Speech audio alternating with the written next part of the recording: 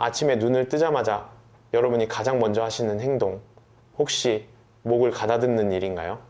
목구멍에 뭔가 꽉 막힌 듯한 이물감, 아무리 넘기려 해도 끈질기게 달라붙어 떨어지지 않는 끈적한 가래, 억지로 침을 꿀꺽 삼켜보기도 하고 헛기침을 세게 해보기도 하고 미지근한 물을 벌컥벌컥 마셔보기도 하지만 30분만 지나면 다시 원래 상태로 돌아오고 맙니다. 이런 날들이 하루 이틀도 아니고 수주일, 때로는 몇 달씩 이어집니다. 그러다 보면 자연스레 이런 생각에 빠지게 되죠. 감기가 오래가나? 알레르기인가? 아니면 내 목이 원래 남들보다 약하게 타고난 걸까? 그런데 참 이상한 일입니다. 열이 나는 것도 아니고 콧물이 쉴 새 없이 흐르는 것도 아니며 침을 삼킬 때 목이 찢어질 듯 아픈 것도 아닙니다. 그저 끈적한 가래가 들러붙어 있을 뿐이죠. 지금까지 주변에서 좋다고 추천받은 소금물 가글, 약국에서 산 비싼 스프레이, 목을 시원하게 해준다는 사탕까지 다 써봤지만 아무런 소용이 없었을 겁니다. 왜일까요? 여러분이 찾고 있는 그곳에 진짜 원인이 없기 때문입니다. 안녕하세요. 가정의학과 전문의 박지민입니다. 오늘 밤 저는 여러분의 목을 괴롭히는 진짜 원인 4가지를 아주 정확하게 짚어드릴 겁니다. 그리고 이 중 하나의 원인을 듣게 되시면 내일 아침 여러분의 식탁에 놓인 아침 식사를 완전히 다른 눈으로 바라보게 되실 겁니다. 목에 끊임없이 가래가 끓는다고 호소하는 10명 중 8명은 안타깝게도 지금 전혀 엉뚱한 병을 치료하고 있습니다. 이비인 후과에 달려가서 목을 소독하고 코에 혈관 수축제를 뿌려대지만 가래는 며칠 뒤 혹은 몇 주 뒤에 어김없이 다시 찾아옵니다. 왜냐하면 눈에 보이는 결과물과 싸우고 있을 뿐 정작 이 끈적한 과정을 시작하게 만든 스위치는 끄지 않았기 때문이죠. 자, 첫 번째 원인부터 말씀드리겠습니다. 아마 가장 예상치 못한 곳일 겁니다. 그 스위치는 여러분의 목에도 코에도 없습니다. 훨씬 더 아래쪽, 아주 깊은 곳, 바로 여러분의 위장에 있습니다. 의학적인 용어로는 인후두역류 질환이라고 부릅니다. 이름은 꽤 복잡해 보이지만 원리는 아주 단순합니다. 위장 안에 얌전히 머물러 있어야 할 내용물들이 식도를 타고 거꾸로 올라와 목구멍까지 도달하는 현상입니다. 이때 올라오는 것은 찰랑거리는 위산 그 자체가 아닙니다. 눈에 보이지 않는 미세한 산성 물방울, 가스 형태의 입자, 그리고 소화 효소들입니다. 이것들이 안개처럼 피어올라 성대와 인두의 연약한 점막에 살포시 내려앉습니다. 그러면 우리의 목은 어떻게 반응할까요? 목이 할 수 있는 유일한 방어 수단을 꺼내듭니다. 바로 점액, 즉 가래를 만들어내는 것이죠. 산성물질로부터 연약한 자신의 속살을 보호하기 위해 필사적으로 끈적한 방어막을 뿜어내는 겁니다. 아주 많이요. 여기서 정말 중요한 사실이 하나 있습니다.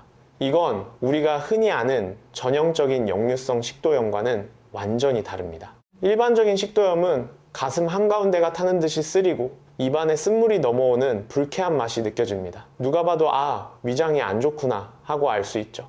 하지만 인후두, 역류는 그런 증상이 전혀 없습니다. 가슴 쓰림도 없고 신맛도 안 납니다.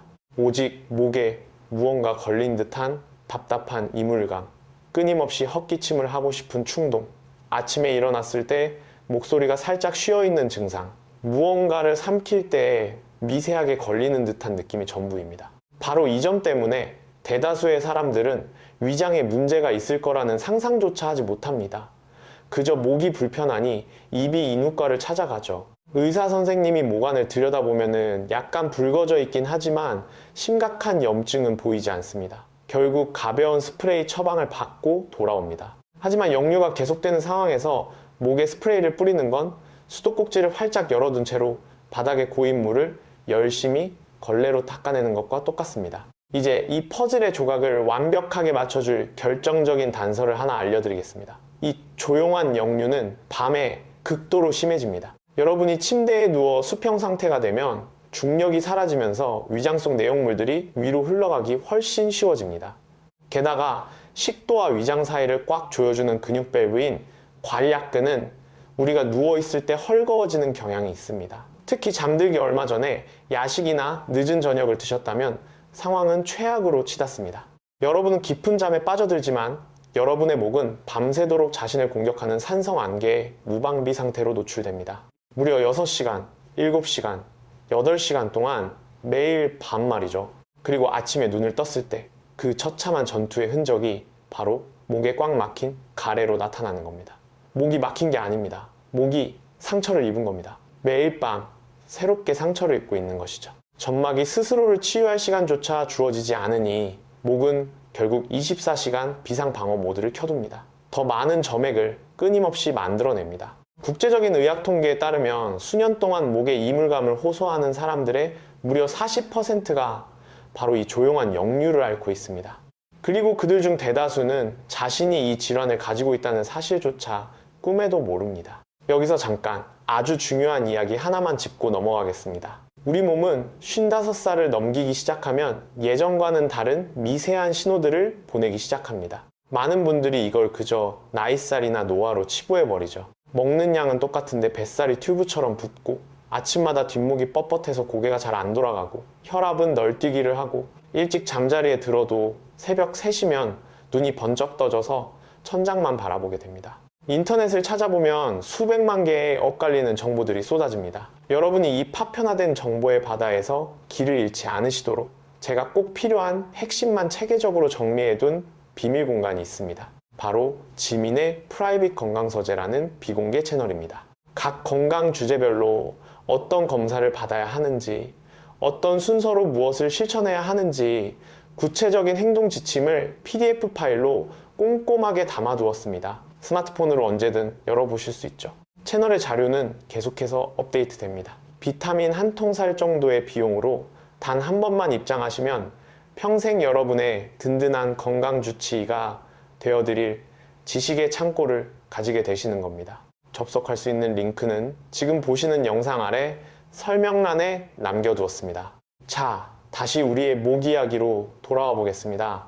이 역류를 어떻게 해결해야 하는지 구체적인 방법을 말씀드리기 전에 여러분은 반드시 두 번째 원인에 대해 먼저 들으셔야 합니다. 왜냐하면 절반 이상의 사람들은 이 두 가지 원인이 동시에 작동하고 있기 때문입니다. 하나만 해결해서는 아무것도 달라지지 않죠. 두 번째 원인, 그것은 바로 코 속 깊은 곳에서부터 목 뒤를 타고 조용히 흘러내리는 점액입니다. 우리는 이것을 후비루라고 부릅니다. 여기서도 주목하셔야 할 점이 있습니다. 여러분은 평소에 콧물이 난다는 느낌을 전혀 받지 못할 수 있습니다. 숨 쉬는데도 막힘이 없고 코를 풀어도 휴지는 깨끗합니다.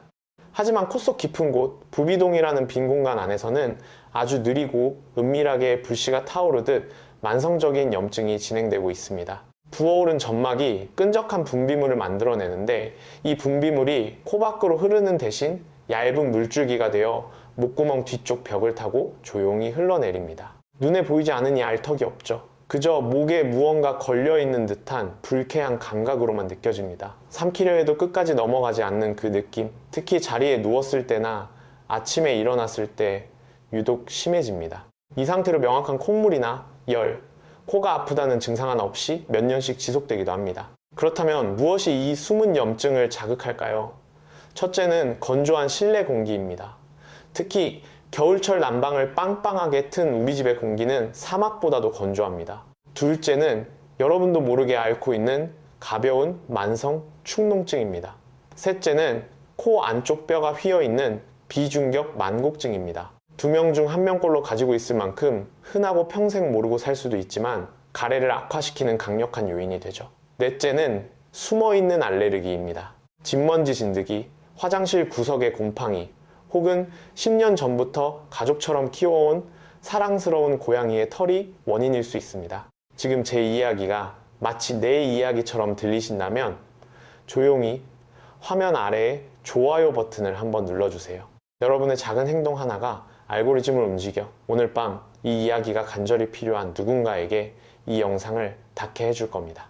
이 두 번째 원인이 무서운 이유는 만약 여러분에게 위산 역류와 후비루가 동시에 있다면 여러분의 목은 위아래 양쪽에서 무자비한 협공을 받게 되기 때문입니다.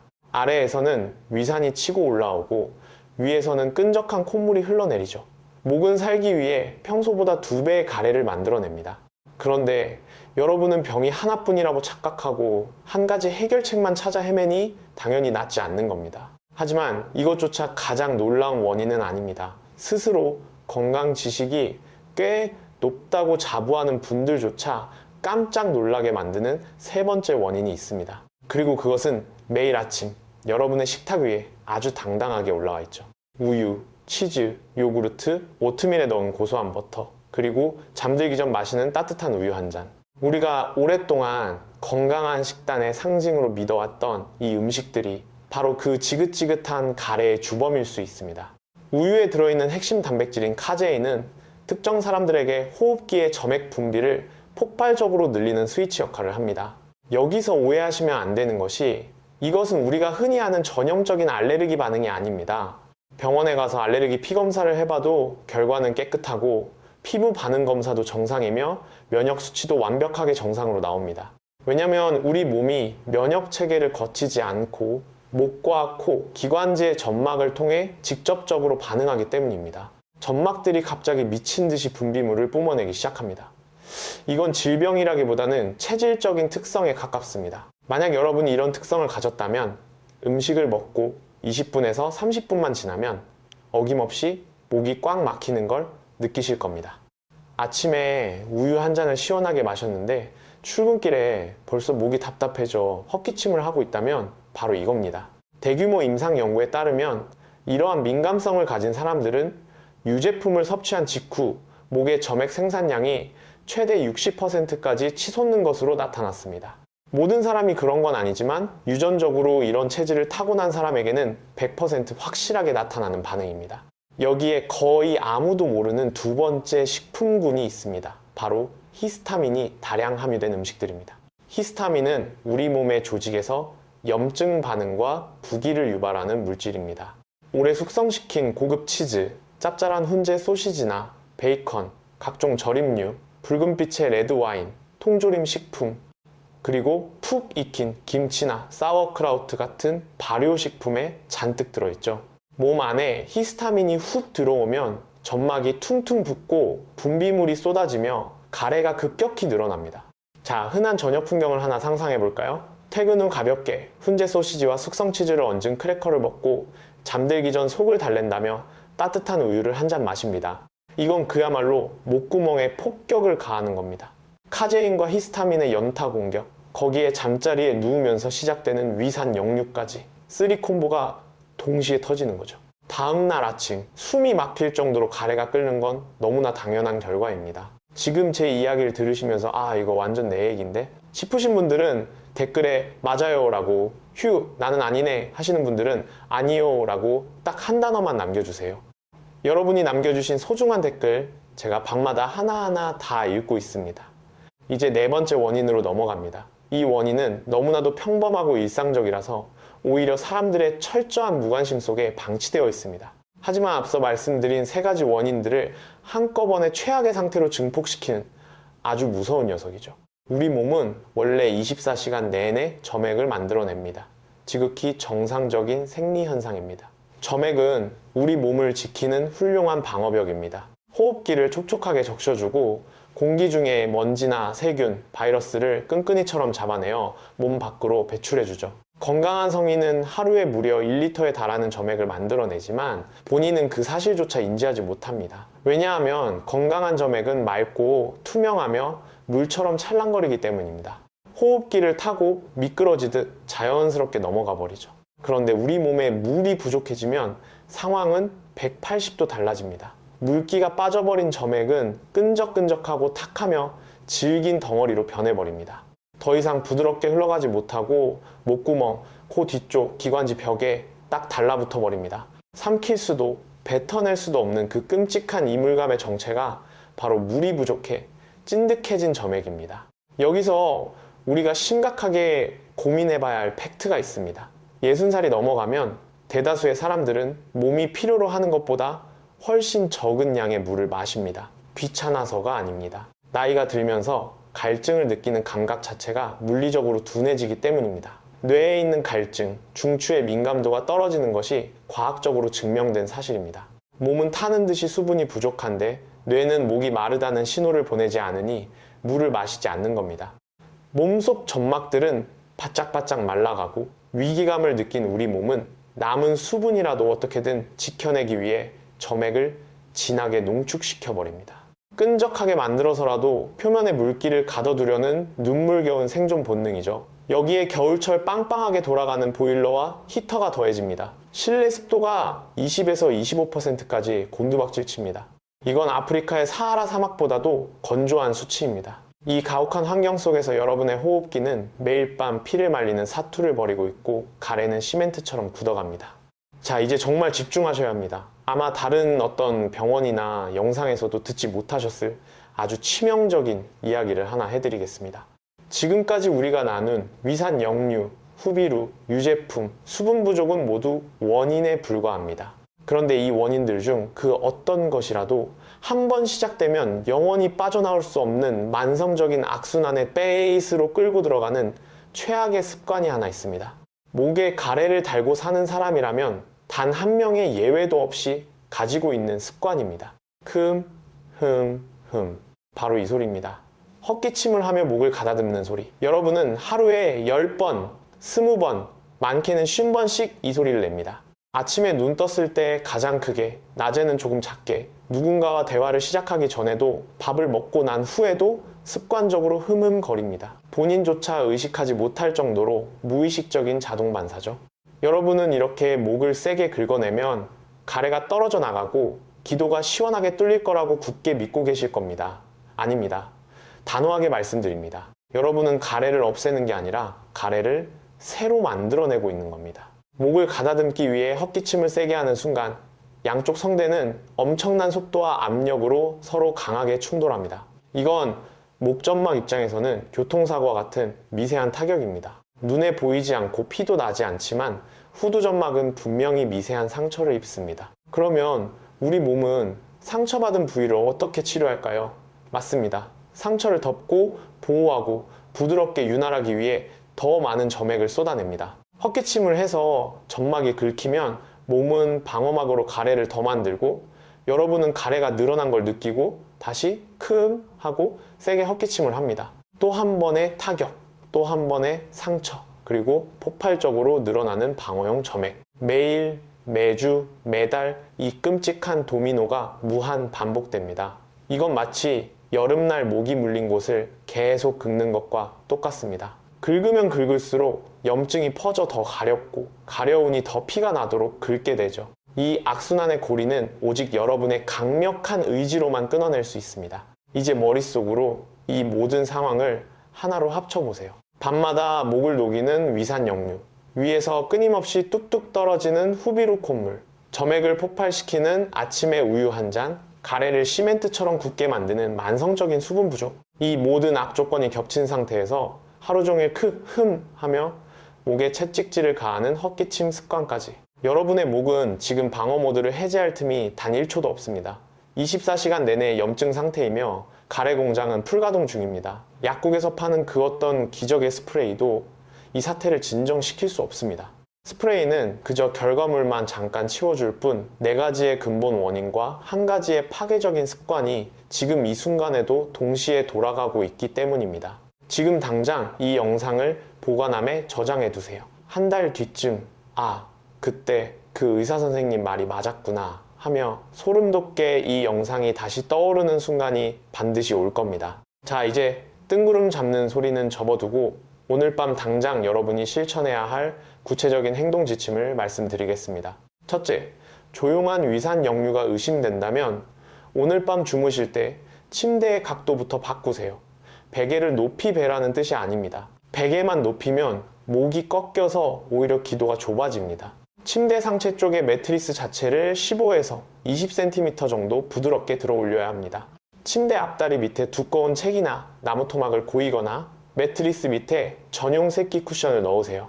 물리적인 경사가 생기면 중력 때문에 위산이 목까지 치고 올라오기가 훨씬 힘들어집니다. 딱 3일에서 5일만 이렇게 주무셔 보세요. 아침에 일어났을 때 목의 느낌이 확실히 다를 겁니다. 그리고 잠들기 3시간 전에는 절대 아무것도 드시지 마세요. 눕기 전 3시간이 아니라 잠들기 전 3시간입니다. 밤 11시에 주무신다면 저녁 8시 이후로는 입에 물 외에는 아무것도 넣지 마세요.